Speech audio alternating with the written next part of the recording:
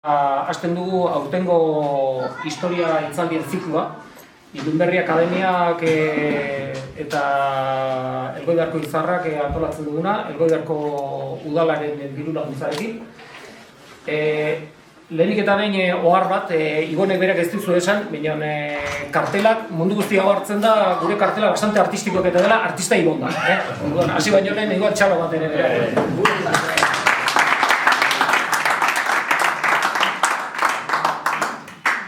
Bueno, karlistaldiak berebiziko garrantzia izan dute euskal historian. Esan diteke egungo Euskal Herriko irudia, guk dugun irudia Euskal Herriari buruz, hein handi batean karlistaldien garaian edo momentu honetan abiatzen dela, sortzen dela nolabait esateko. Baina, batez ere, karlistaldien inguruan mitoa da nagusi, Historia ez da ongi ikertu azken 30 urteak, duela azken 30 urte arte. Hor ja hasi da modu sistematikoago eta serioago batean ikertzen. Eta orduan pixka bat egiteratu dugu, lehen hitzaldi izango da, lehen karlistaldiari buruz, pixka eta aurrekariak nola sortzen den, euskal gizartean nolaz banatzen den bizatitan, eta nolaz banaketa horrek luze iraungo duen, nolaz sortzen den eta nolaz garatzen den, zer gertatu zen lehen karlistaldi hortan, garai hortan. Eta pixkat Europar kontestuen txertatzen saiatuko gara, ez pentsatzeko hemen isolatuta gaudeni, baizik eta hemen gertatzen dena Europar testu inguru batean koka daitekela eta uler daitekela eta ulertu behar dela. Bigarren hitzaldia izango da, bigarren karlistaldiari buruz eta foru sistemaren desagertzeari buruz. Eta ja azkena irailean izango da, orain maiatza ekainean ezin zelako, Xabier Zabaltzak ezin zuen orain eman, eta orduan pasatu dugu uda ondora. Irailean izango da, eta hori batez ere izango dugu Xa hori buruz. Xa da pertsonaia berezi bat, lehen karlistaldi garaian nabarmentzen dena, eta lehen karlistaldiaren iruditeria hein handi batean berari zor diogu, Zumalakarregiri buruz dugun irudia eta beste hainbat gauza. Hori Xabier Zabaltzak irailean aletuko dizkigu kontu horiek. Orain lehenbiziko karlistaldiaren hitzaldiarekin hasiko gara. Hortako dugu hemen Joseba Agirre Azkuenaga, Zigorraga, historia katedra duna, gaur egun erretretan, eta historia garaikideko espezialista handietako bat, Euskal Herri mailan. Eta ez dio, baina bai. Horre. Eta, besterik gabe, berekin uzten zaituz. Arratzaldean guztioi, nik abarketa kontratuta, zapatarik ez esaten dugu, egia samiento kontratuta. Berrogeita hori dira, universidade bueltan egon da, amaitzen dugu beti, zama abratuta. Ezkerrik asko, gogiterekin Mike, museoko bat, eta Jon, jonekin oki ditute bai garraldizek telefonoz, zendu ez una. Ze, jonek proposatu eztan, karlistaliek emertzi germeteko gerra zibila. Eta nik izan dian, kontxo, gerra zibila dana da ez, gerra guztizek. Orduan, zan dion, erantzi zeuzer gehiago. Gerra zibila, pero zeuzer gehiago izan ziren, Europan ikuspuntu batetik.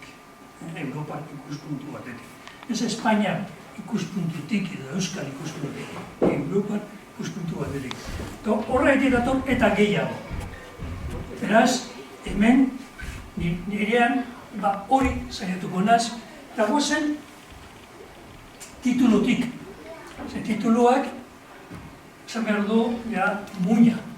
Karlisten oldarraldia. Nortzuk oldartu ziren? Karlisten. Armak errutun da, ondartu izan. Eta, eskatu zidan jonek, hobe aurrera jotzen baduzu. Zergatik? Zergatik, mila sortzen irua, hogeta amairuko urriaren iruan, pum, venga, oazen. Eta andoaineko batek esan zuen, menditarrak badatoz, gutun batetan, menditarrak badatoz. Zuek, hirikoak zarie, beterrikoak. Eta, arindoainek, esaten zuen ari badatoz. Nortzu dira menditarrak. Hiriguneetara datozen. Gutu pribatu batetan informazioa. Eta, klaro, aurrekariak ikusiko ditugu, eta ondoko gerra. Eta gerra bizia, aurrez aurrekoa, frontekin eta bar, gerra 1823. Nik aurregatik esango dizuet, gerra lehenago hasi zen, prestatzen.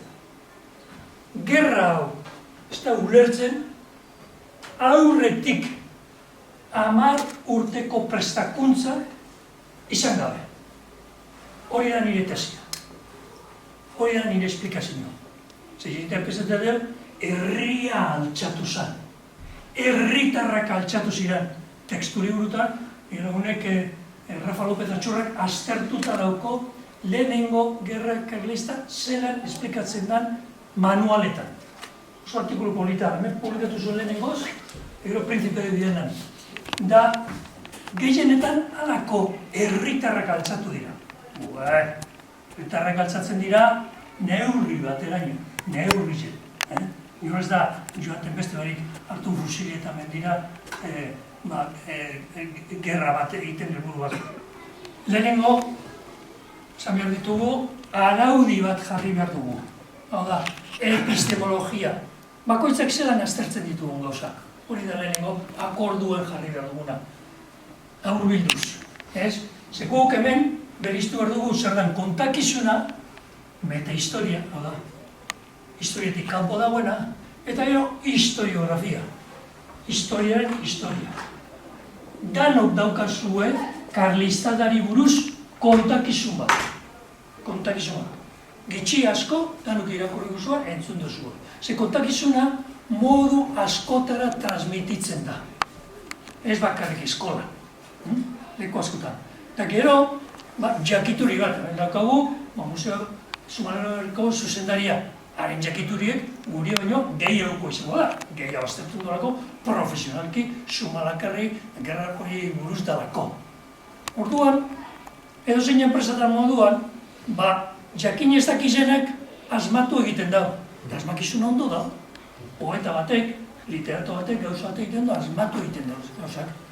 Beharra gero makinik ez da funtzionatzen gehiagi asmatu ezkero. Historian ofizioa daukagu. Da ofizio batekin, metodo batekin, beti dana zalantzan jartzen dugu. Dana. Eta zalantzatik joaten gara pixkaneka ezagutza batzuk irabaztera. Eta esan behar dut, ikertzen hasi orduko nire ezagutza 130% izan bada, ikertuta gero nire ezagutza 70% igoko da. 100% ez. Zerduen zientzia amaitu egiten da. Zientziaren gauzarik onena da, gauza ez da ziurra. Zientzia ez da ziurra. Zer da ziur dagoen gauza bakarra? Fedea, kontakizuna, sinismena, horre gauza ziurra dira, horgiz dira sekula aldatzen. Baina zientzian beti gauza aldatzen. Arte lan bapen gauza ziurra eta amaitzua da. Zientzian beti gauza aldatzen. Eta beti gauz geure burua zuzentzen. Da, edozein lantegitan moduan. Hori, empirismo hutsaren ondorioa da. Horregatik historian, baita ere ondo beriztu behar du kontakizuna eta baita historia. Ni eskola, hemen danok, iraganeko gehiago gara, etorkizunekoa baino, ez? Eta iragana ez da iran edo joan den gauza bat. Gu iraganean bizi gara eta etorkizunean bebai. Iragana ez da joan danko gauza bat. Horrek gure gainean influentzia dauko. Eta ni eskola publikoa joaten izan, eskola publikoan, maixuak, historia mota bat.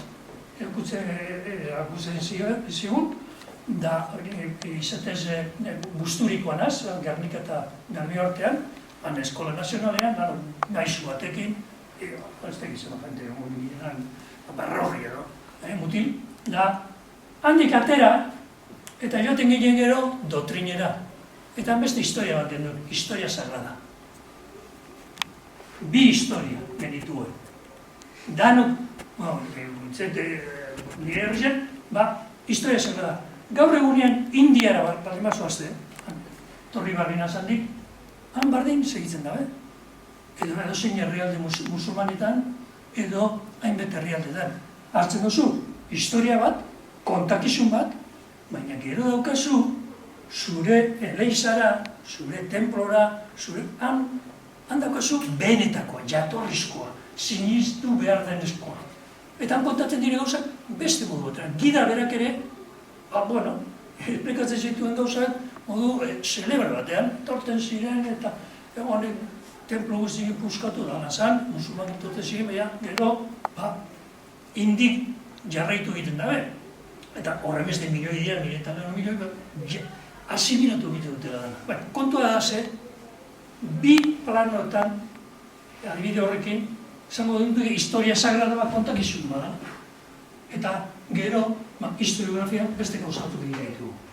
Hau esan da, goazen labur ikustera alako gidoia modukoa emango duena. Karlismoa kultura politikoa da. Iraunkorra. 1823an, ez ziren deitzen karlistak erregesaleak baizik, errealistas. Realistas, erregesale euskeraz. Eta konstituzio liberalen aurkakoa ziren, eta erregesale hauek mendira, ateratzen dira, 1822an. Antiliberalen dira, agintari Euskal Herrian dira, eta herria armatu egiten dute 23tik 23ra. Herri armatua eta antolatua. 30ean, zatiketa batzu dagoz, eta erreformista liberalak alde batetik, eta erregesale Carlosen aldekoak karlista dira. Zelan interpretatu? Interpretazio ugari egon dira. Ugari. Eta alde batetik, guk gerra hau interpretatu einke Euskal Herritik. Eta gauza batzutan fikatzen bagara, gerra zibil bada, Euskaldunak ikusten ditugulako, bai liberalak eta bai karlisten artean. Eta, baina, baita ere, azten gara sakontze pixka bat, portaeratan ikusten ditugu, eta gerra soziala bat bada. Ze, nagusia eta maizterren artean, eztabaida batzu dauz, eta bertsuetan ikusiko dugu, 1827an, gerra garaiko bertsuetan hori agertzen da. Eta ara non, txaok badator Parisetik, eta 15 dator, zeusen entzun du, hor zeusen nazte borrezte badago, etortzen da bere asmoa literarioa da, txaok literatoa da, eta sortzen du, 26an liburu bat, Euskaldunak, insurrekzioa di Bask. Euskaldunen insurrekzioa, Nafarro, ontsa. Eta txauk jaur bide bat zabaltzen da, interpretazio bat. Nazio gintzana, eta zer egin nazio gintza? 1848an, Europan, hainbet nazioaren independentzia garriak sortzen ari dirako. Gogoratu, momentu horretan, Grezia 1800 da. Eta bian egitek altzatzen dira da Greziarrak independentzia lortzen dute. Europa guztiak joten, romantiko kanduaz Greziaren da. Eta txauri, esaten du, ara noa. Eta gero, interpretazio askoren artean, bat gogoratu nahi dut, Ildefonso Gurutxagarenan, azpeitikoa, zera exilioan, parraldean Donostin izan, baina denbora guztien, eta berak hitzaldi batzuk, zituen, Ameriketan, karlistadei buruz, halako interpretazio nazionalismoen ikuspuntutik lehen gerra nazional moduan interpretatzen hasi zirenak, eta ez zuten, hemen dokumentatu behar da ondo, hitzaldi batzuk transkribazio, hitzaldi hori transkribatuta hemen publikatu genuen. Eta bera egin uste ikuspuntu europear batetik, hau da bande, hau da, iraultza frantsesan gertaturiko antzekoaren zerbait. Baina, banden ez dago arazo nazional bat, edo herri berezi bat, Bretaña bai. Bretaña sartzen da hor, artean, baina, Polonian, insurrekzio batzu dagoz, Polonian bai, independentzia eranekoa. Euskal Herrikoa? Euskal Herrikoa, badako batena, badako besteena, tarteko bat, horan interpretatzen dira. Espainian, zera interpretatzen da, azkenean, lege zarra eta lege berrian arteko gerra bat eta horren aldekoak. Ez dana sarritan aipatzen da, nortzu dira liberal talde hortan, lege berriaren aldekoak. Alde batetik, erregesale izan dako reformistak. Hemen gauzen guztiok ezagutzen dugu Espainiako transizioa, orain 40 urtekoa, eta ondo ohartuko duzue, Suarez horiek ziren, frankistak, baina, partidu unikoko sekretario generala, baina, hasi ziren, hemen zelua eta aldatu gara, erreformistak ziren, ez? Eta zeuden, beste batzuk, ditzen zirenak, bunkerrekoak. Irudi hori, uste dut, aplikatu daitekela ere bai, 1823an, Fernando Zazpigarrena hil zorian zegoen garaiko atzera. Zeuden erreformistak, beraz, erregesalek izan dakoa, baina ikuste dutenak zerri. Hor gero sartzen dire liberalak, eta liberalen artean, Espainian bi liberal mota beriztu behar dugu. Liberal epelak, eta liberal sutsuak. Eta liberal epelak eta sutsuak, aldi berean, euren gerra zibila izan zuten, liberalen artean. Eta hoki guztietan bai Bilbon, bai Donostin, eta bai liberal guneetan ere, beste gerra bat zegoen liberalen artekoa, euren artekoa, zer liberalismo mota. Eta hau, azpimarratu behar da gero bergarakoa ulertzeko. Eta Europan, ze pasatzen zen Europan? Europango buruan auki behar dugu, 1815an, Bienako kongresua antolatu zela, hor absolutista guztiek biltzen dira, Napoleonen aurrean, Humboldt, absolutistekin, Humboldt zera Bienan egongo da, Bilen Humboldt amendik ibiltzena, eta Prusiaren aurkulari moduan, eta horiek zer nahi zuten, bake iraunkorra Europan, bake iraunkorra. Eta horretarako, imperioak, horrekak mantendu eta bar. Eta bake hori, Europan mantendu zen harik eta Prusia, 1830an, ganek apurtu, Bismarck izaten du, hain neur hasiko nazamendik, hemendik aurrera, neurea, zertuta egon naizenez, eta bake iraunkor hori nu uskatzen zen bakarrik. Uskatzen zen imperio handien barruan. Estaduak, imperioak, zabalak eta handiak ziren. Imperioatan, Zatotek Austro-Hungarian, herri bakotxak, behin hizkuntza, behin asamblea, behin kontuzen, erresuma batuan moduan, eta bar. Da, nun gertatzen da, tira-bira, imperioaren barruan. Imperio guztiak, estadu guztiak, komposatuak dira. Hori da, lehenengo kontua, burua sartu gara da. Imperio unitario jakobino bakarra, edo estadu jakobino bakar frantzikoa da. Egero Espainian liberal jakobino batzuk ere bai badaude. Baina bestelako Europako estadu guztietan zen komposatuak. Espainia bai komposatua izango da. Ez da federala, gauza da federala, eta federalismoa, eta beste gauza da komposazio, kompuesto esaten dara, ez komposatua. Eta orduan, Polonen bai baduz insurrezioako da, imperio hondietan, egaletan, azten dira herri guztiak batzuk mugitzen bestetik. Eta hor, testu inguru horretan, mentxartot, esan dut, ipini dutez, 34 ipini behar duen, Portugal erresuma batua Frantziak, eta Espainiak, baina beste Espainiako liberalek alabearrez eskatu dute, alako aliantza liberal bat sortzen dute. Europako ekilibrioak desegiten hasten dira. Ze batzuk, liberalismoa poetzen hasten bat dira, da absolutistak, ez duten nahi hori, gerra, toki batekoa, arriskoa zutentanak bihurtzea Europako gerra berri bat. Hori izan, aitzakia, 1926an, Inglaterrak eta Erresumatuak eta Frantziak ere zuten aitzakia. Ez gara sartuko Espainiako gerra horretan, hori izango da Europear gerra handiago baten iturri. Argumentu berbera, kasu honetan, derantziz, sartzen dira. Igok, beti gogoratzen ziren, 36-37, 1834an sartu zineten ba, egon zan gerran, gerra zibil batean Espainian, sartu zineten ba, hon zerretik ez dozuen nahi sartu. Zerretik, Iruko zeukan alako memoria historiko bat, edo zein politikarik euki behar duna. Historia, berriro esaten dut, da gaur egunari buruzko ezagutza. Ni nabil iraganari buruz berbetan. Ni gaur egunari buruz ari nahi duetan. Historialario beti egiten dugu gaur egunari buruz.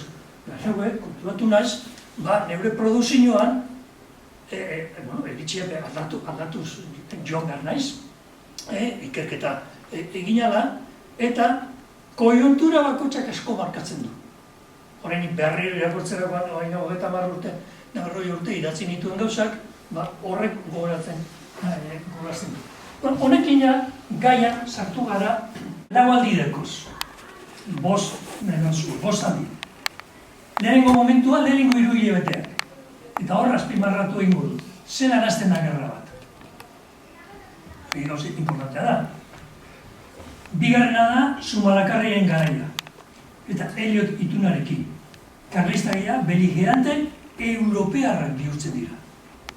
Ez dira ja menditerra bajatu direla Elgoibarrera, ez?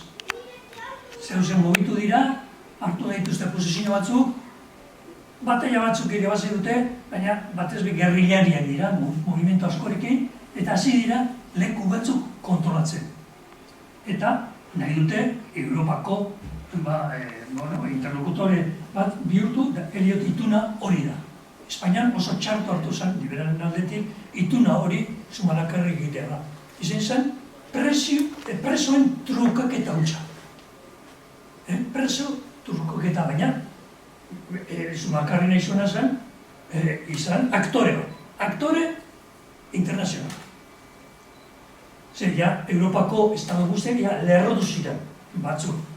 Espainiako liberalen alde, eta besteak, Carlos errege gaiaren alde.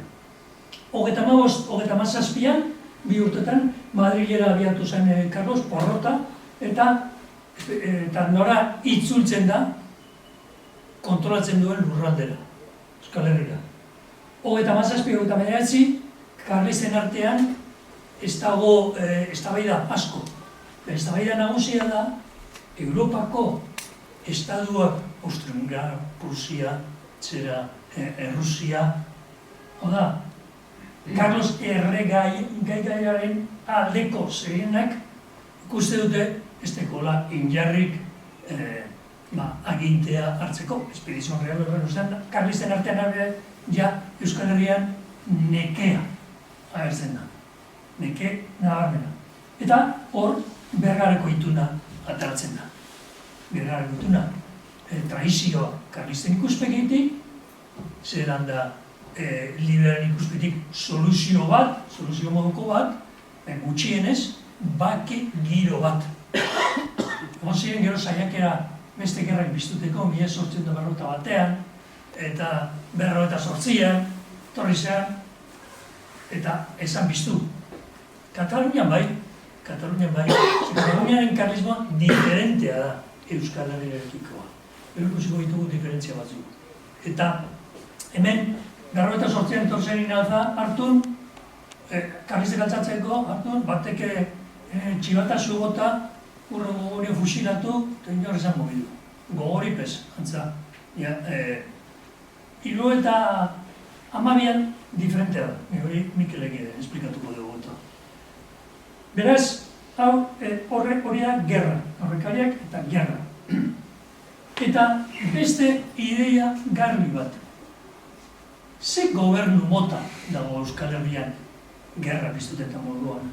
Eta gu beriztu behar dugu Euskal Foru gobernu bat funtzionatzen duela legalki.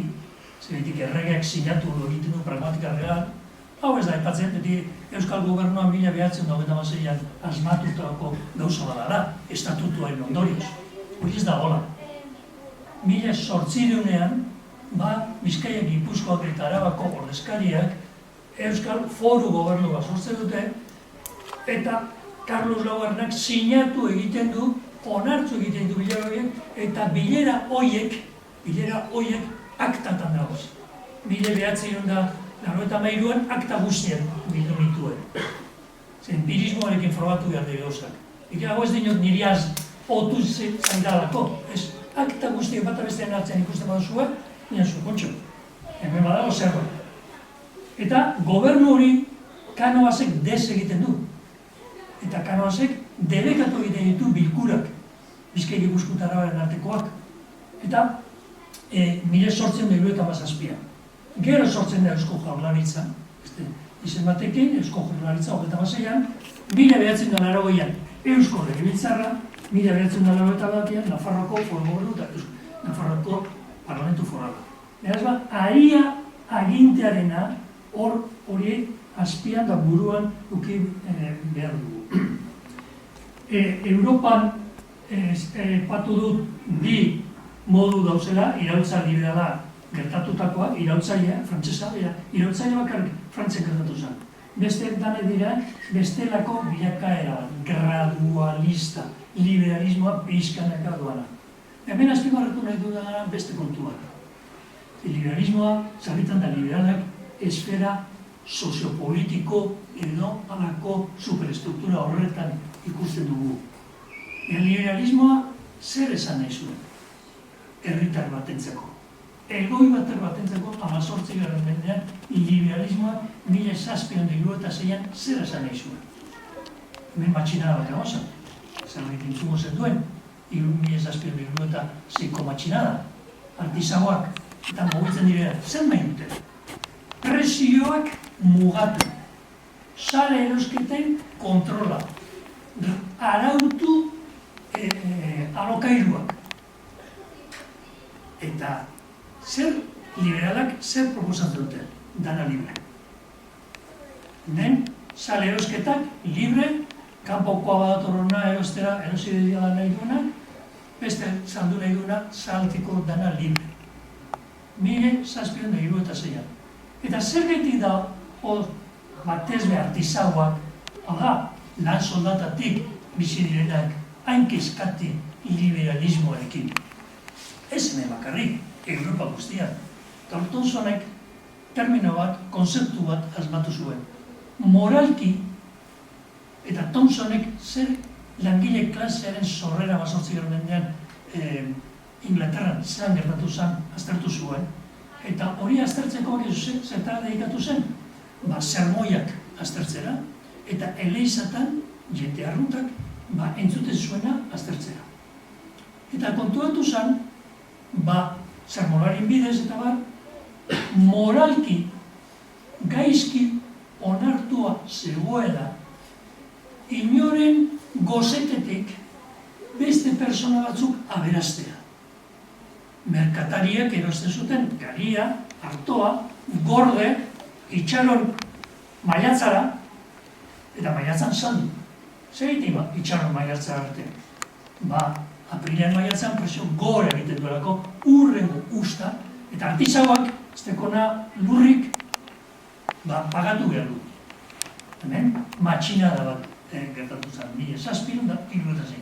Horrek deteiako, ekonomiaren ikuspegi morala.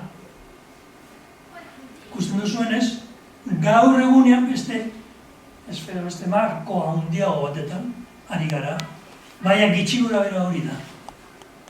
Beraz liberalismoa halako herrietan lotzen zen aberatzekin. Liberalismoa lortu, aberatzekin. Merkatariak. Inoren lepotik aberazten den jendea. Herri lurrak erosten dituztenak eta euren salmentetako. Eta hori bai, jantziak dira eta ondo, eta hori bai progresoen izenean proposatzen dute beraien liberalismo, progresoa. Beraz hori, hemen kasu konkretoa dago, Elgoibarren, deba arro guztian, 1776ko matxinada. Holan hasten da iraultza frantsesaren matxinada. Han badagoz, beste intelektual batzuk, horreri buelta bat, interpretazio bat ematen diotenak, eta horreri deitzen diogu iraultza burgesa, zera Frantzia. Europa da gerra bortitzen lekua mundu osoan. Eta honio kulturatu zareten. Europa. Hemen, 50 milioi heriotz gertatu izan dira, 1793-tik 1940 Eta genozidioak ere, Europan asmatzen dire, eta nun, estadu iraultzaile batek sortzen ditu. Frantziak. Frantziak egiten du, banden, lehenengo genozidio sistematikoa. Orduan, hori da, markoa, gitxi gora bera, eta marko horretan datuak emoten ari naiz,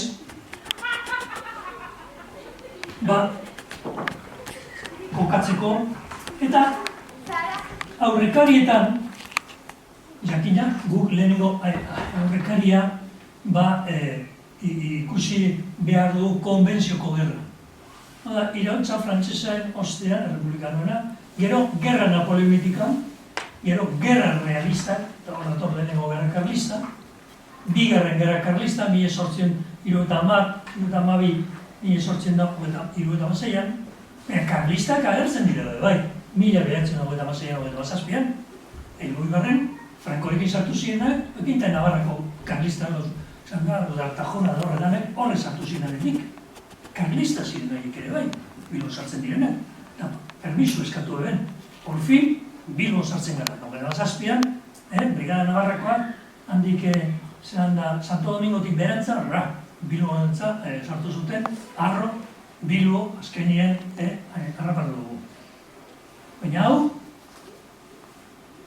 hurbilago, gerra giroa sortu nahian, 1994, etak ere, helburu berbera izan zuen. Lehenago, 1996an, lehenengo foko batzuk, territorio batzuk liberatu moduan, gerora, 1994an, insurrezio baten ikuspegia, 1999 arte, etaren ahalegina izan zen, gerra bat sortzea. Gerra baten ondorioz, helburu batzuk egitea, eta hor, azten daia, iraultza, impuesto revoluzionarioa eskatzen. Eta, Ibarreko enpresario baten esaera da, ara, itzuli dira barriro, bueltatu dira karlistak. Impuesto revoluzionario eskatzen. Teknika hori, etako asko pentsatu zuten, izen horrekin berein asmakizun bat zala, baina ez. Hori inventatu zegoen urte lehenago, eta karlisten kasuan bebai gero ikusiko dugu zein zan karlisten garrek finanzatu behar dira eta teknika. Gerra hori, 1939tik aurrera, baina beste bide bat egozan, baina hor, 1939an alegin da teoria hori garbi dago, eta Iñaki Esnaolaren artikuluak gerra zibilari buruz eginen irakurri daitezke garai horretan. Hau da, 19. mendeko mapa konposatua. Ez nik asmatua. Hau, 1893an, eta nik hau erabiltzen duen, honen zabaltzaile, mapa honen zabaltzailea handiena Ernest Lluch zen. Izan zen. Ze, mintegi batera, justuan Lizarra Garazein garaian, imitatu nintuen, ganik, hitzaldia gota nuen, foruzalei buruz, eta Espainia, zelan, 19. mendean ona erakusten zen, da berak ikusi zuenean esan zuen, zer da hori? Non asmatu duzu mapa hori, ez dut asmatu, manion fitxa, hurrengo gunean, La Vanguardian publikatu zuen artikulu bat, eta behar gustatzen zitzaion esan, la Espainia zibilada kontu hau ez. Eta la Espainia incorporada o asimilada. Esaten zukutxe, hamen dator nidea, ez? Eta berak zabaldu zuen, eta arrezkero, bihurtu da zirkulazio historiografikoan arrunta. Ezarritan, ikerlariok ez dugu egiten historia ez geografia behar da beste zerbait, kasu hortan, esplikatzen dizuet gertaturikoa. Egoera eta kezkak 18. mendean lehen langileen ikuspuntutik eta artisauen ikuspuntutik, eta batez be, honelako irigunetan bizizilen artisaunak esplikatu dizuet, merkatarien aldetik zein zen kezka. Kezka merkatarina zen aduanak libre, liberalismoekin, baina Euskal Herria libre kambioko leku bat zen. Hemen, sare erosketa librea zeukan. Horrek, abantaila handia daukoz, zen kanpotik jasotzen zuzu mantenugaiak presio honean, eta orduen, zu kapazitatea badokazu, hor, zure produkzioa kompetitibo bihurtzeko. Zure merkatua, kanpoko barik, mundu gozoa, Espainiakua bakarrik bihurtzen bada, orduan, eta Ebron, Euskal Produktu Industrialak pagatu behar dute zerga bat, atzerrikoak balira bezala, merkatarien hori ez da, zeigo ondo komenio, ze guk Ameriketara nahi dugu bota, eta bar. Hor, azten da, lehenengo eztabaida fuerteak foruen inguruan. Aduanak non egon behar dira. Barruan, Ebro, Balmaseran, Orduñan, zera, eta gero Ebro lerro guztian, edo aduanak Pirineoetan ala kostaldean egon behar dira. Foru legedik guztietan dago libre kambio, sale erosketa librea. Eta hori zegeitik justifikatzen zen, gozete handia dagoelako Bizkaian da Gipuzkoan.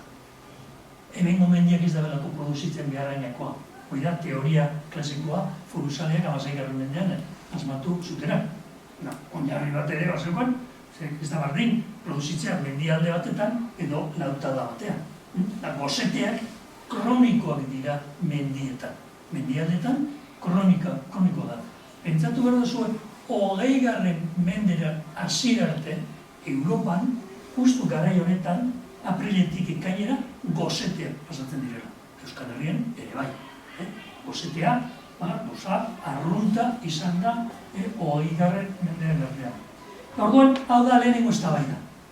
Ze, aduanak aldatu ezkero foruak agur. Foruen oinarria zan, salerosketan libre izatea batetik eta bestera. Eta, lehen aipatu den Euskal Gobernu Foralaren hasiera justu konbentzioko gerra horrek errepublikano edatozela eta horrek eragin zuen. Eta ara, Bilbon batzen dira, eta akabukua irakurriko du. Euren lanak, behedor de fierro bat ipintzea Kadizen, gasto komun batzuk ipini, baina, mejorar la Constitución del país y consolidar la hermandad que desean perpetuar. Hori da, batasun egitasmoa, 1993. Badator, korregidoreak Gipuzkoakoa eta zaten ezin zarete batun Bizkai Gipuzkoetara bakoa. Horrek, Consejo de Castilla-Zera ialtzen du txostena, eta Consejo de Castilla esaten du. Bizkai Gipuzkoetara ezin dira alkarrekin batun. Ezin dute bilerarik egin, 1792. Nor zegoen orduan estatuko ministro Bilbotar bat, nori zurkijo, eta zer dinol, liberala zan, ilustra bat, Godoien aurkakoa, heltzen du paperak eta zer dino Consejo de Castilla gabe. Ezin dira batu, preparatzen du, emoten dio, erregeari firmatzen da, 1800etan, batu zaitezen, egin zeuen hermandadea da zeuen kontu guztia. Eta hemen konbentzioko gerra, importantea bakarrik aipatu harin noa, gogoratzeko gerra zikloa, ja 1793 esaten. 1794an non dago muga, hementxe, Elgoibarren, Elgoibarko lerro. Hor dago, hor, eta Monsein horti sartu da. Joko du Elgoibar, harrapatuko dugu, eta Elgoibartik Eibar eta Bilbora. Eta 15. Eta Monsein biltzen danean, republikanoak herri batera heltzen ziren zer egiten zuten lehenengo gauza. Arbola bat landatu. Zeraitik arbola? Arbola representatzen duelako askatasuna. Enteratzen danean, Bizkaian batzarra egiten dela arbolaren gainean, eta ondoan, eta azpian, eta beste ginen. Hone, zuek errepublikano gala zari, ez dago nahi duzu erregea eta erregea ondo eta horako hori, zuek errepublikano zari. Aldatu nien zan. Jakobinoak Gipuzkoa nahi izan zuen bihurtu Frantziako kide. Jakobinok esan zuten ez. Ez. Zuek izango zere, país konkistado. Konkistatuak izan zaren. Baina, Jakobinoak galdu eta azten direia, moderatu hauak, beste ikuspegi batetik, eta Monsein, ies azpendaro eta maustien, baina, behar bada, hone dara errepublikan barruan, egon daitezke ere bai. Baina, Basilean, bilkura egiten da, eta gauzak lehengoak gelditzen dira. Hemen ikusten duzuen, Donostiko Romeok esan zuena, Gipuzkoa independientea izango dela, eta txarlotu egiten dituela errepublikanoko retortzea. Beraz, hori bai dara dokumentu klaroa, bintzen, Getarien bildutako batzar nagusiak erabakitakoa. Gipuzkoan orduan, hori importantea da, hori azpimarratzen dugu, Gipuzkoan orduan beste gauza bat ere gertatu zen. Lehenengo eta biderrez, beste diputazio bat. Diputazio ofizialen kontra, batzar nagusietan aukeratutakoaren kontra, Mondragoien batzen dira. Eta Mondragoien aldean sortzen dute diputazioa gerra. Hau da, erregearen izena, izen hona, eta erregearen ideiak eta defendatzeko. Eraz, badukagu hor, hasiera bat, ikusteko aurrekoa. Eta Bilbon, zelako bertsoa publikatzen dira, 74an, frantzese errepublikanoi egiteko. Kantak euskaraz eta gaztelaniaz egiten dira, eta esaten dira urte guztizetako gabongo legia da soinu eder baten kanti egintie. Akotxak egiten da hemen aldabena, jakini dela gerra jaunak nahi dabena. Fraile eta badiak bestekaz batera, jagi dira pozarren armak hartutera. Hau kantatzen da Santiagoko Elizan. Usten duzue jaunak, jamuikoak gerra nahi du. Jamuiko kontano gerra. Ez da gauza asko aldatu.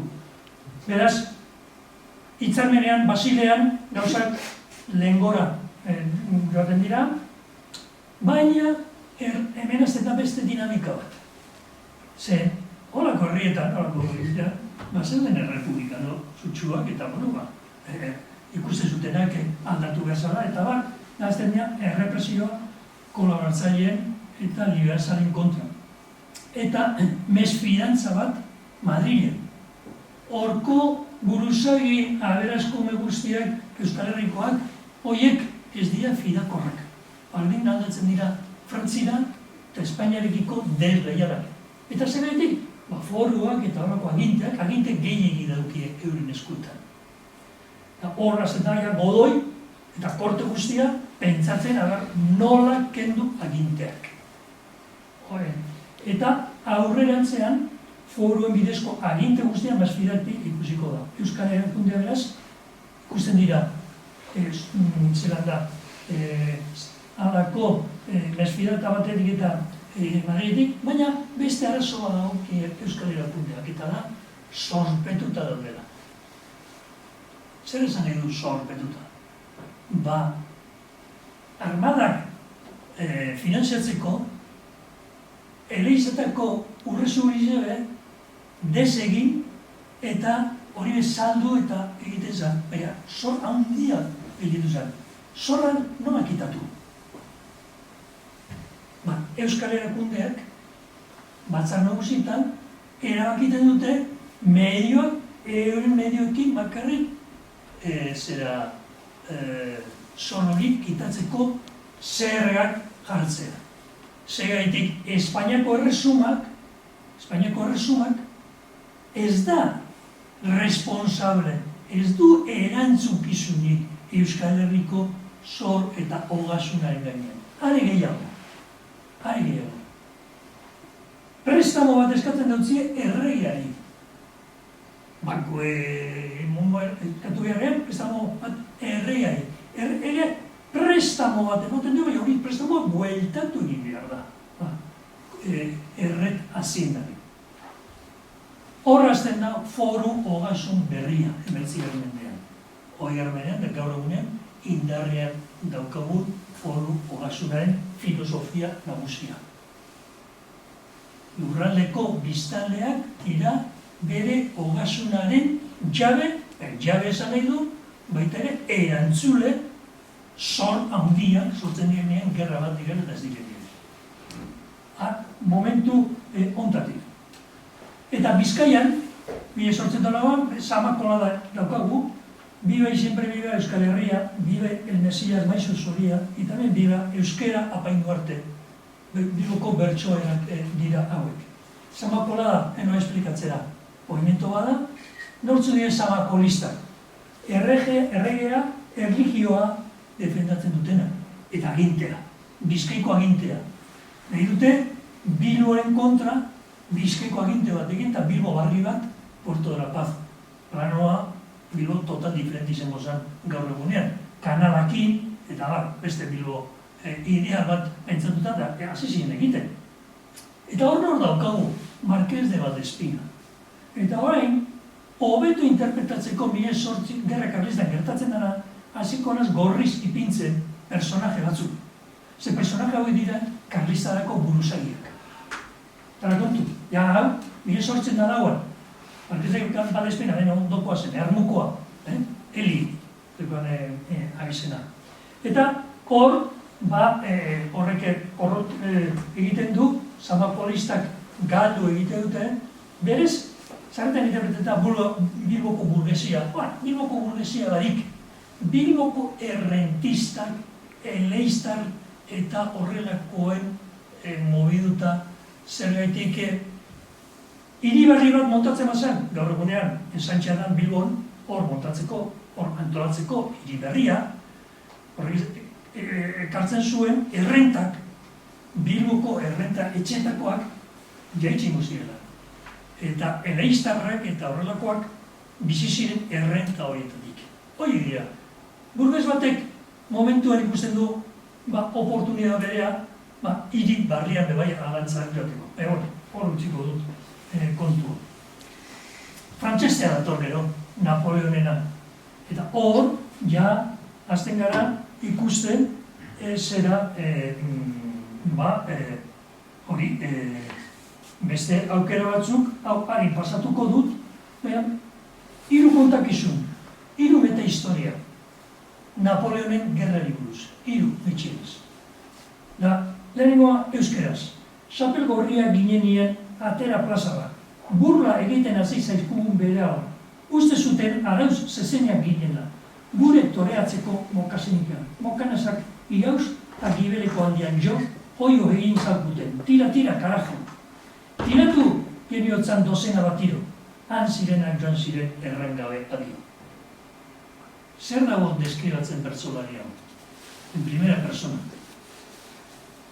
1808ko, Madrileko, maiatzaren 2ko, fusilamentuak. Euskeraz. Nortzuk izan ziren? Euskaldunak. Nungoak, ez nahi dugu barkoa. Bola, akaso, egoduarko matematiko, akaso, zerrenda, iruen horregiz. Hori zen, muguraten, gorriz jantzita, Baxe Nafarroko militar prestuak zituen, harekin joan zen Madrilera.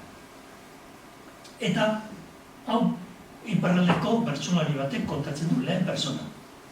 Nola, akabatzen zituen, jendea, eta Madrilen zorionez euskaraz ez dut irakurtzen, eta publikatu nuen espandionan guztia, baina inok ez du esaten euskaldunek izan ziren maiatzeko bihar jendeak garbitzen ari ziren iparraldeko Nafarrak bat ipar.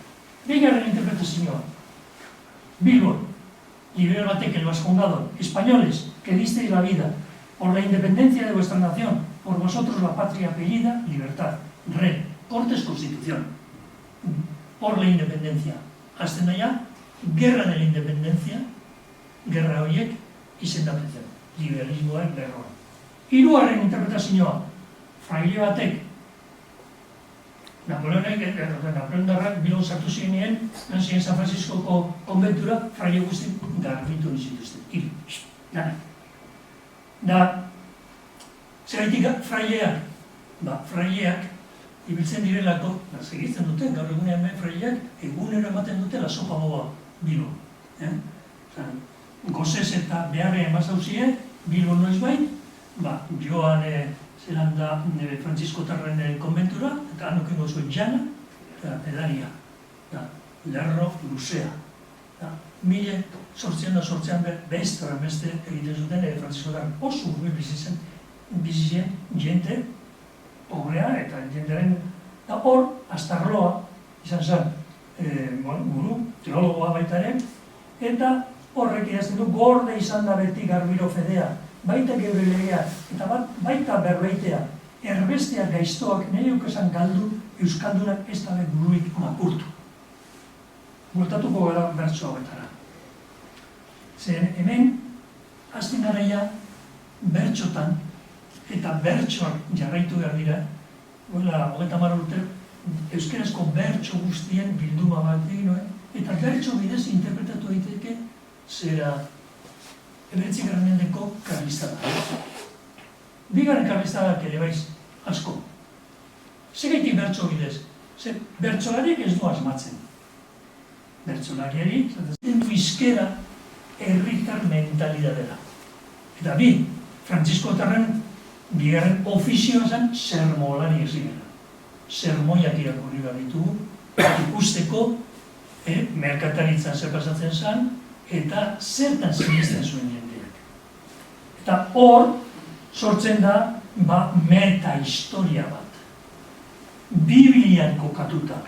Eta zein da, Juan Mateo Zabalak, bildu egiten ditu bertso guzti horiek, baina hor eleiztarrak daukaguz, baita ere domeka guztietako berbaldi ikasbidenuak publikatu zituen 1819an Pedro Astarloa, beste Astarloaren anaiak, eta hor sortzen du Euskal Herriko historia barri bat. Gaur egunera arte heldudan historia barrik kontakizun barri bat. Eta hori da antxineko Euskaldunen alabantzak.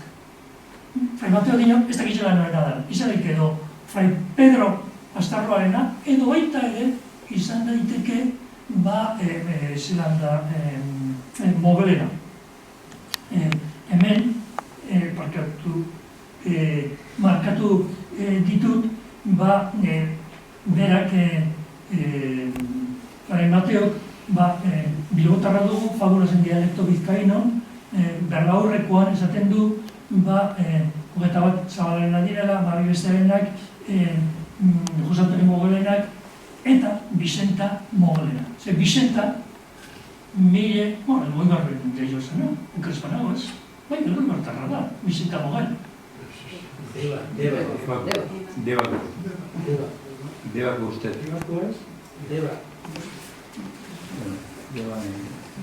Deba seguro zetzen, elgoibarren jaizo, Martina Nesi, abandon eskundu, eta abandon bertzolari izan.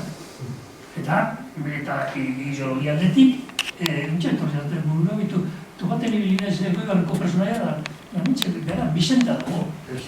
Vicenta da, personaia oso interesantea bere bertzoekin, ondo ulertzen dalako Bilbon gertatzen ari zana.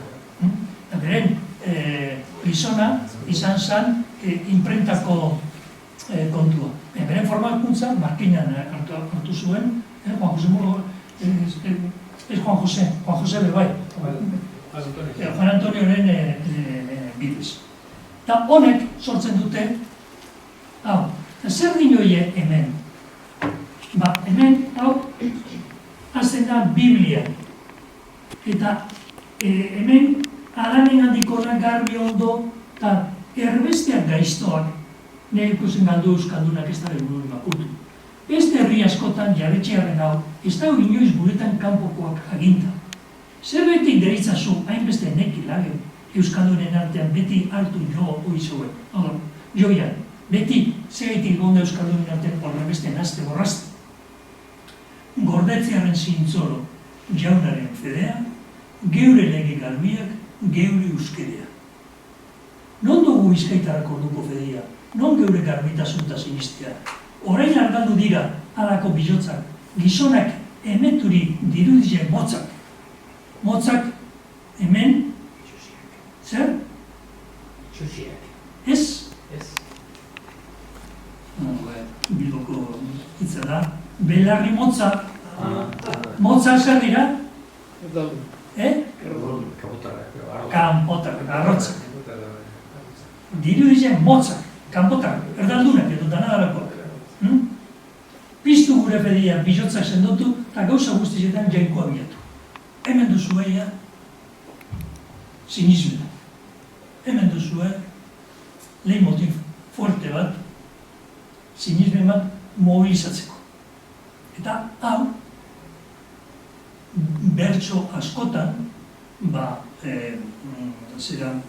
errepikatu egingo da, eta 1992ko bertsoaldian bebai agertu ziren ideia berbera. Dago nio, zeiniko dira agertzen. Zain gura dut, bertsoak daukon indarra hori da.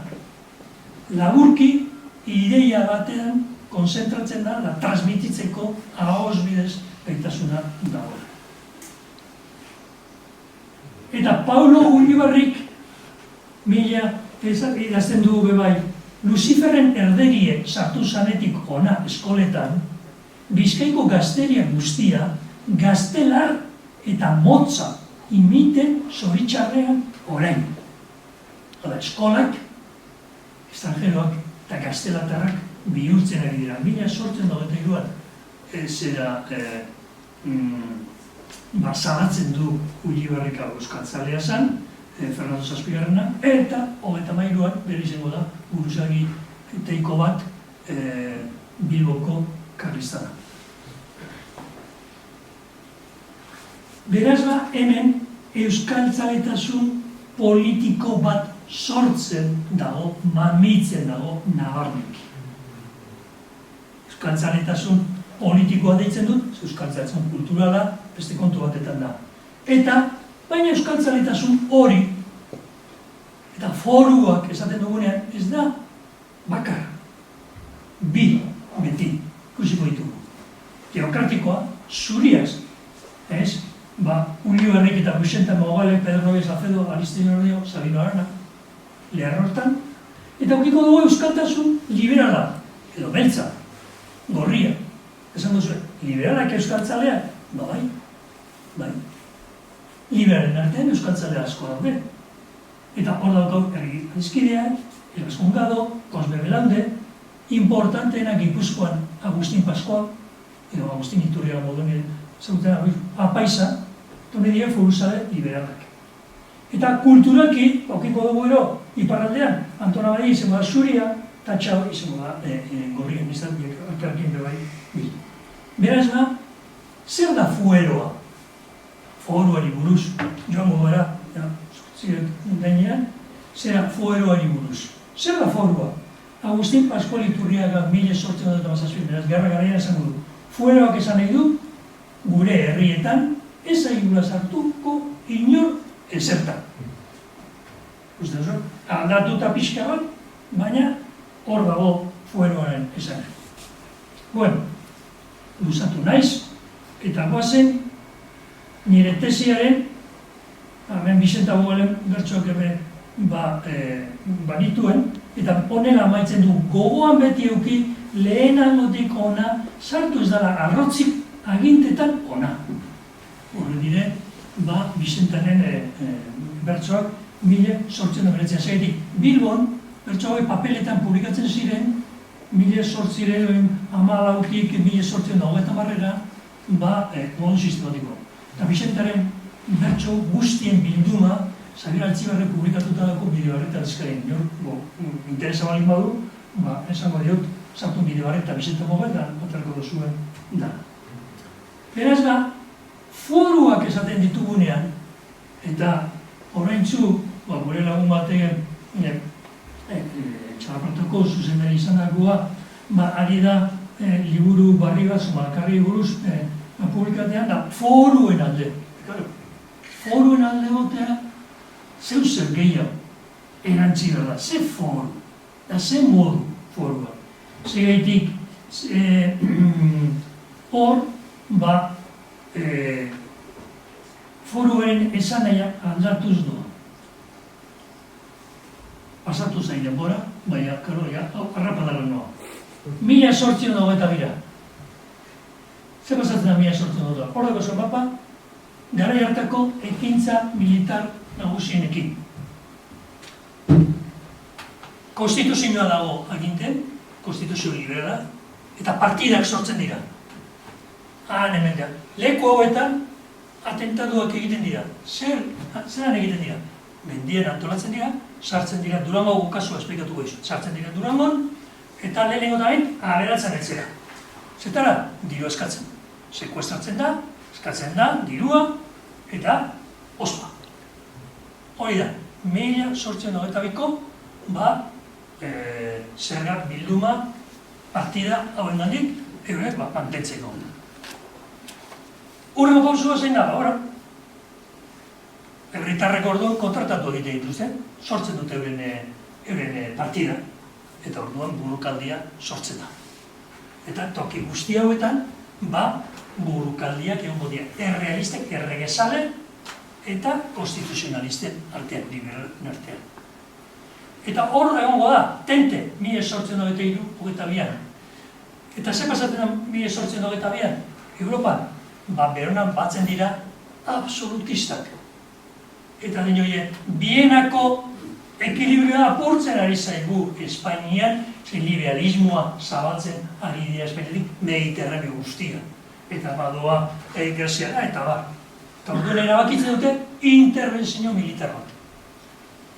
Frantzek hartzen du horren ardura, eta barrion sartzen dira frantzesak. Frantzesak diferente datoz, absolutistak indarrean pintzen. Hauen posibilidadea, esan gerra giro sortu zen, baina ez gerra guztia. Partida zer direlako bakarrik. Baina ikusiko zuen diferentzia errekarlistarekin. Eta interesantea da, hemen, markinan, igaz, bertso batzuk publikatu zituen, Juan Jose Mogabe, eta Euskaldun Garbizendo prestuta nobliak gorde gura ditu ez azaben legiak. Mutilak horretarako armetara dira, sarrapena ereuki gaztiek balira. Juan Jose Mogabe. Medire, bertso, Martínez, Jiménez de Etxebarria publikatutakoan, behin frantzesak sartu da. Ara, ja frantzesak ez dira atzerritarrak ez, motzak ez, ez. Hoi frantzesak laguna dira. Hori izdu esaten, zera Juan Jose Mogabe. Meritu guztiak nortzun duke, mendietan atera diren erregezaleago.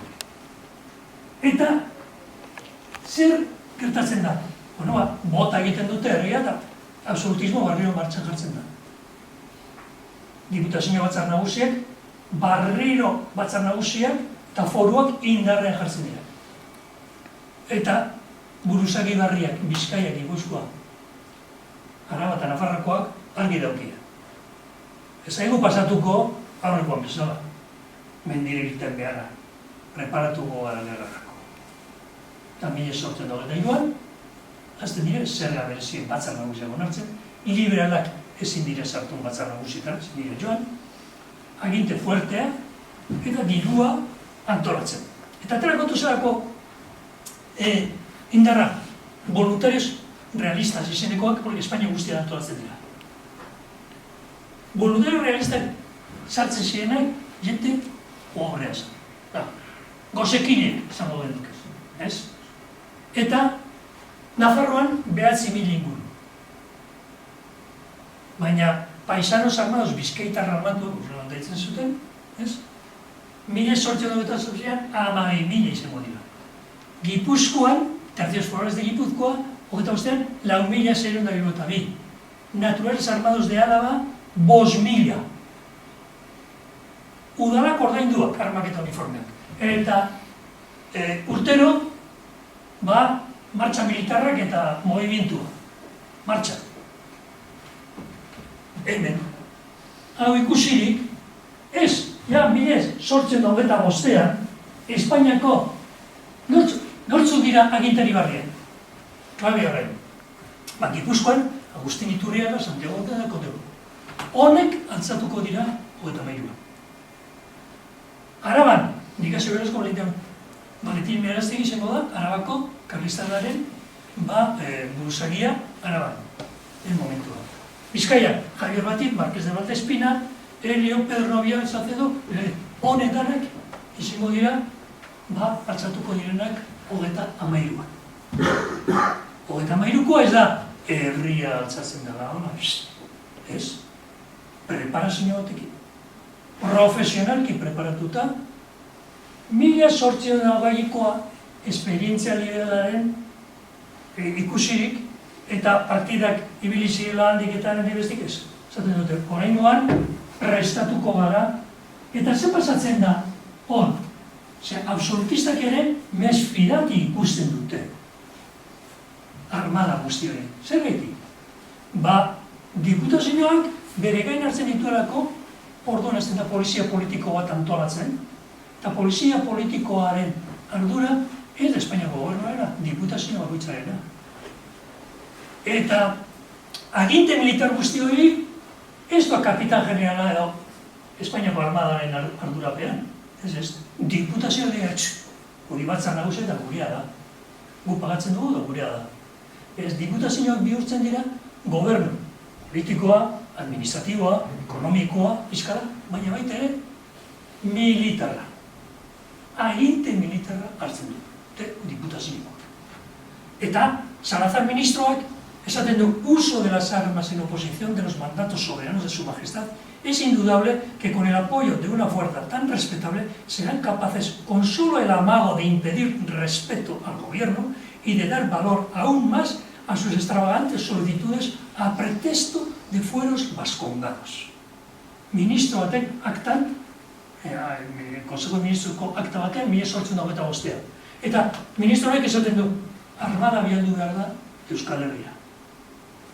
Foruak, egiteko, eskarafiatzen, horiekin egiten ari dira nahi dutena. Zegetik, ze kupoa eskatu dute, López de Ballestero kupoa eskatu zuen, eta diputaziokoak esan, erantzuna da, kupoa ez dara pagatu behar ararbetu.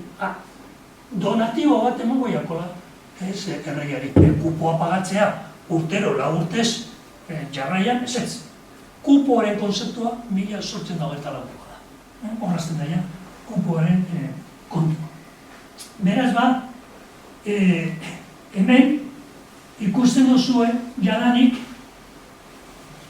eta eltzen ari nazo eta behirura, lehenengo erregesale puruak altzatzen dira 1827an, Lausagarreta Araban. Eta zer egiten dute diputaziokoak itxaron, baina nire, eskoaz horren alde. Gu erregearen alde gaude. Hau pixka bat aurreratu egin zen, movimentuan. Eta erregearen ganatoaz, esaten, guk erregearekin gauz, eta inbitatu egiten dutu da. Erregea etorri izan, Donostira, eta Bilbora, eta Ibil izan, eta erregeak nahi zuen ja erreformistak sartu nahian. Ikusi zuen hemen, ez zeudela guztiak, eta azten dira ja, hiriguneetan, bizizienak batzar nagusietan parte hartzen, eta okupatzen kargo batzuk. Aldi berean, 1830an, Mina liberalak nahi du armada bat Pirineotan sartu. Pirineotatik, eta ara bihatzen mobilizatzen dira, tertzio foralak, paisan armatuak eta talde bat, arantzarroaz. 32an, Karlisten aleginak ezten dira, Portugalen, eta Portugalen bilkura badago irailean, zer legitimistak, frantzesak, espainolak, Carlosenak eta miguelistak bilkura bat, Coimbra. Eta horra ezten dira ja, preparatzen, noiz hilko, irailean. Eta irailean bukaeran hiltzen da Fernando Zazpigarren. Eta urrian, ezten da, matxinada. Menditarrak, karretarrak, matxinada horretan, hemen mapa hor, zelan azten da gerra zibilat. Bilbon, bi diputadu nagusitatik, bat, Uagon, liberala da bestea da, zera Karlistia, Zabala, erregesalea hori. Erregesalea aurrerantzean izango dira dituak Karlistak. Eta, Uagonek izkutatu behar da, arremotu egiten dute, eskerrak konsul frantzesak alde pagatzen du, eta, libratu egiten da. Beren ekoiatua iregite dute, eta Zabalak hartzen du kontrola. Fernando Zabala, agertu dena. Gerra Napoleonetatik dator. Eta honek antolatzen dute, hemengo armatu guzti horiek, Bizkaikoak, mobilizatzen dira da. partidua sortuta zegoen. Klub gastronomiko batetan antolatzen ziren Bilbon. Eta hauek, zai zeuden, ia, Mexiko mobilizatzeko, eta batzuk. Eta hemendik Bilbotik esportatzen da, Bilbo bihurtzen da karlismoaren kapitala. Arrakasta duen leku bakarra, zelan da, ondorrondeak da Bilbo. Ze beste guztietan, non da Gasteizen, beste guztietan ez. Santos Ladron hartzen dute Nafarroan, fusilatu, eta pentsatzen da, akaba. Akabatu da. Hemen, honek, doaz, onaino, Eibarrera, Elgoibarren urriaren 17 sartzen dira. Hemen jentean, begire egongo zan, da netorko ziren, paisano armatuak, rapa. Ez, Elgoibarretik, Azkoiti, helburu zein zan, Tolosa. Da Kastainon, hemen zegoen, kapitana Donosti. Tolosa da. Azten da, enfrentamentu azteko. Eta den joie, utxu. Hemen tiroak eta urduan azten da, ja burrukaldia. Eta markinaldekoek eta media vuelta, etxera. Eskauzo horretarako. Baina beste batzuk, bai. Eta, azkenean, Kastaino horrek zera da, bueltatu behar da gana, eta zailo okurritzen beste gauzarik, Donostiarren eragin seguru asko, foruak desegin behar dira. Hori, azaroan egiten du. Orduan, motibo barri bat.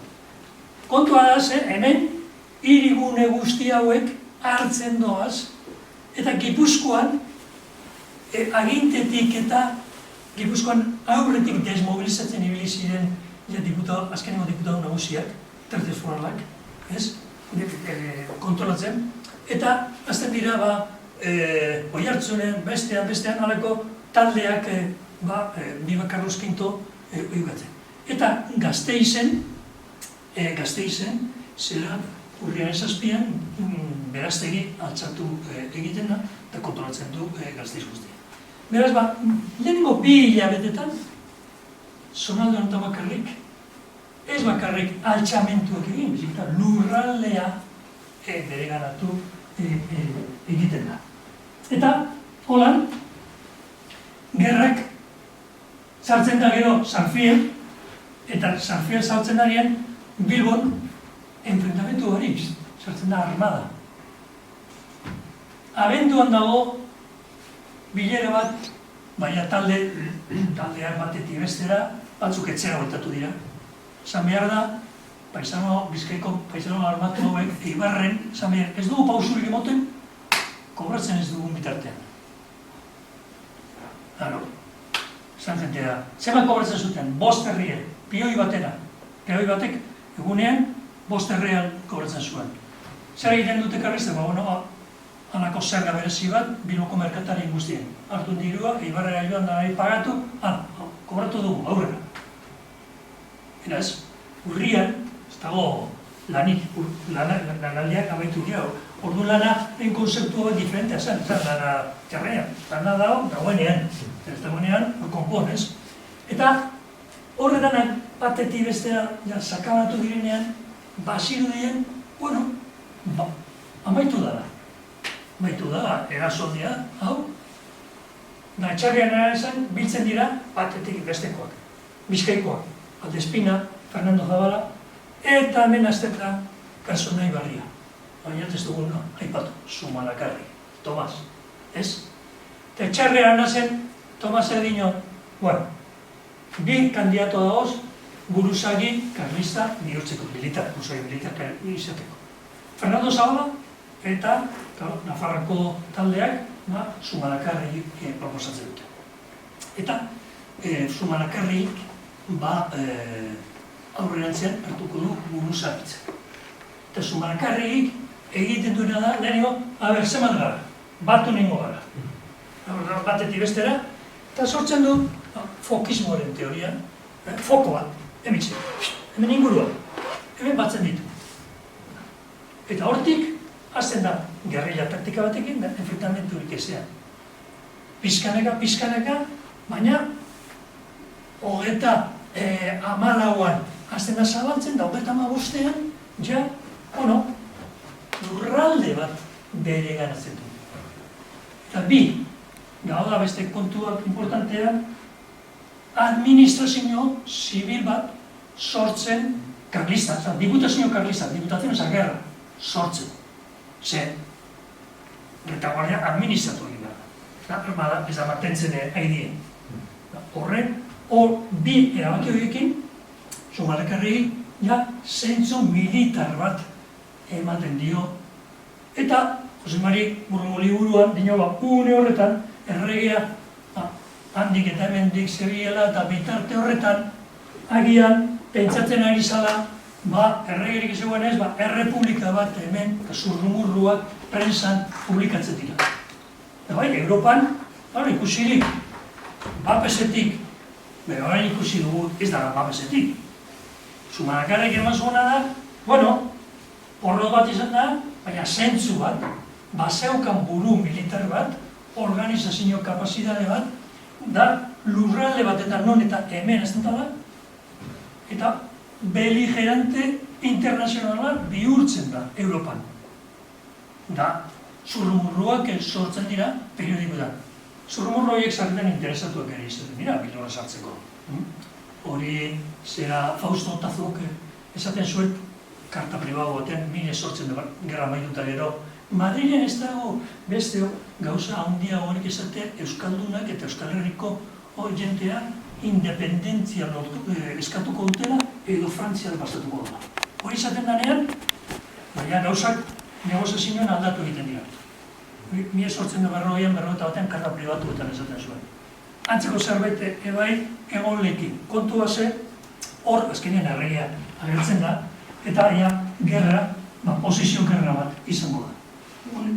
Mapak ugaritu egingo dira, horrentzu publikatu, Jose Mari Espazak eta Ramon Oleagak publikatu dute, liburu ederba, langile aurrezkien laguntzarekin, eta Imago Baskoni, titulu latinez, Baskoniaren ikuspegia azkeniko 1000 urtetan mapatan. Baina, Euskal Herriko kartografia beretan, gerraren ondorioz lehenengo gara karlistan azten da. Orduan azten dira pila bat, ez? Eta oso ona mapa hau. Von Raden, Prusianoa, etorri zana, eta Euskal Herriko bat egin zuen, baina mapa honetan ikuspuntu historiografiko batetik oso ondo markauta dagoelako. Horrekin manoa amaitzen. Hemen ikusten dozue, benetan gerra zibila izan zen Espainian gertaturikoa, lehenengo gara karlista, testu liburutan dago moduan. Gure artean orain eztabaidan dago. Mapakin, sarritan, trampape egiten dira. Segaitik, gauza da partida batzuk ibiltzie kontrolatzen mendian eta atake batzuk egiten nabestea. Eta beste gauza da, lurralde bat izatea eta kontu bat izatea. Eta honek, 3 gune karlista garbe pintza ditu. Euskal Herrikoa, Maestrazkoa, eta hemen goian Berga, Portxuan. Baina, gaur egunean, gaurko kartografiarekin, Santirzok egiten duena da, markatu guneak zehazki, non karlistak edo partidak edo zeuzer egon direnak Espainian 27an, 29an gitxiago, eta klaro, hemen ikusten ditugu 29an. Gerrak bukatzerakoan puntu bi horietan. Beraz mapapekin kontu handia eukiduak. Berrikuntza handiena, handikin amaitzen dut, lehen esan dizuet, Morroia eta Nagusien arteko ikarezketa zein zen, eta hau zen, Morroiak esaten du, jendeak uste zuen, haiek aditzean, gerra bukatzen biharamonean. Bien bitarte, bukatzen zala, biharamonean, bien bitartean gozeak etxean, makila lanean, antxek garabitzate, bala artean. Eta Nagusiak erantzuten dio. Pagu hori zen dute ondo mereziak, jendetxeak, dik esku, kulpa guztia, estimatu beharrean maiztarrak Nagusia, zerorantzat nahi zen duten gure baserria, jende handimandia, ezin ikusia, enbidia, horra zuen beltza eta zuen zuria. Ondo, elkarrizketan gerra sozialaren adibide. Prestatuta neukarren, gerra honek Westminsterren eztabaidagune izan zen, Westminsterko parlamentuan, erresuma batua. Erresuma batuak bialdu zuelako ona, British Auxiliary Legion izenikoa. Eta hemen, Zumalakarren museoari ikentzen diot, propaganda ere, Zumalakarren museoak laster erakutsiko du mapa hau, Ramon Oleak oraintsu erosi berria subasta batean, eta hemen, 10.000 persona torziren British Auxiliary Legion horretan, eta marrazkilariak eta bat, eurek, Inglaterra azten daia Pax Britannica politika martxan ipintzen Palmerston bidez. Eta zer egin behar zuen? Zan zuen, ia bengoz amaitzen bada Zuriloneko gerra hori, amotatzen du legioa, eta frakasatzen du, legioa azkenean frakaso handi bat izan zen, baina, karlistentzako nekeza izan zen. Eta hemen doko zuen, Donosti pasaien artean, nekoan, Poliamendi da, hemen oso deskrizio ederra originala ikusten. Museoan ikuste dut ederto egongo dela. Donostikoa, konsideratu ezienak, eta toki hauetan bizitzeko baimen berezia zuten. Toki honetan, hemen dago Labande, debekatuta zuten karlistek jotea. Eraz, polizia frantzesa zorrotz ibili zen errefuxiatu guztiak nanak batetik bestera ibiltzen. Eta Bergarakoa ospakizuna handi bat izan zen Bilbon, festejos públicos, 3 de noviembre, 4, 5, 6, dago egun jai Bilbon. Porno grande hartu zen, interpretatu zen Bergarako bakea. Zer haitik?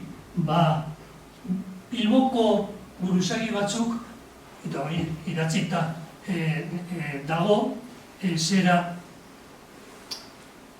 gerra beste itxura bat hartzen ari zen 1828an. Urioste Larranek idazten du.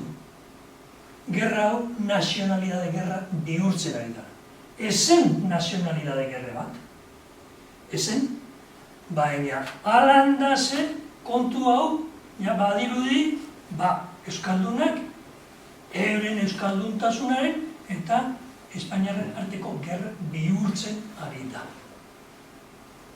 Eta Urioste Larran izan zen interesatuetaikoa, zita hemendik daukat erderaz, beren hitzetan. Bera izan zen interesatuena zera hortan. Daia, zubia eginez, hurrengoan Mikelek egingo duenarekin, hemen dago lehenengo fotografize, Bizkaiko Batzar Nagusina. 1874. Karlistek ez dute onartzen, diputazio karlistek ez duten onartu Bergarako hitzarmena.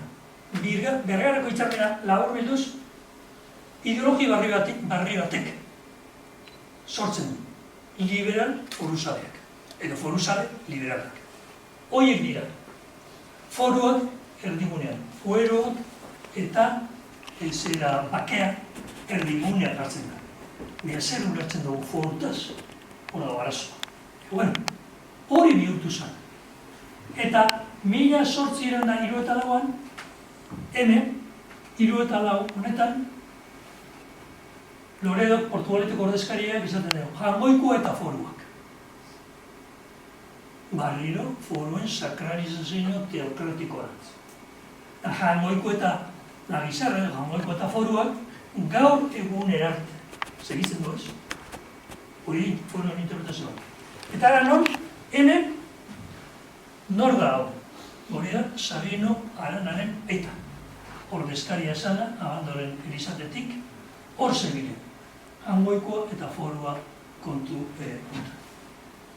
Eta honekin, konklusio moduan, labur bilduz neukan, joerak politiko-ideologiko Euskal Herrian aldatu ziren asko. Gara duen ere, karlismoa indartzu mantenduko da.